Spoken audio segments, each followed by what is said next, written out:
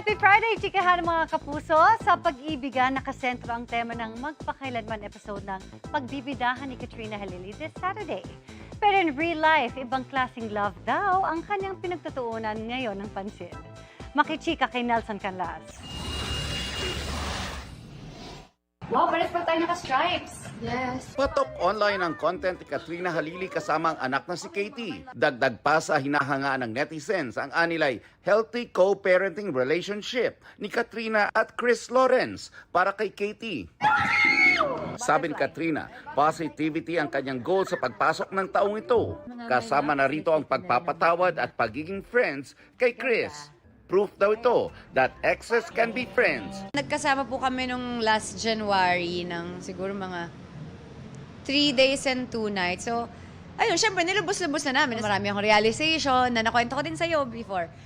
Last year na marami din akong pagkukulang sa anak ko. Kaya kung meron din akong mga, parang mga kay Chris, dinedma ko na lang din. So parang, okay, sige, mag-start na lang tayo. Mas okay kung magtutulungan na lang tayo. Natutuwa rin si Katrina dahil may improvement raw ang kondisyon ng kanilang anak na si Katie na may ASD o Autism Spectrum Disorder. Kamakailan, sinubukan nila ang stem cell treatment para dito. So far, nakikita ko medyo yun nga, may empathy siya, may care na siya sa akin. Yung parang dati, parang siya lang di ba? Oo, parang iniisip din ba ako nito, ganyan. Ngayon, parang yun yung napapansin ko. How are you, Mama? Diyan sa taping po. Kamakailan, isinare ni Katrina ang video ni Katie na kinukumusta siya habang nasa taping. Amo siya, kasambahay ako. Isa sa mga kinabisihan ni Katrina ang bagong episode ng Magpakailanman na Amo Ko, Mahal Ko na mapapanood this Saturday. Kung nakahanap daw ng pag-ibig ang kanyang role sa MPK, ibang klaseng pag-ibig naman ang kanyang pinagtutuunan sa totoong buhay.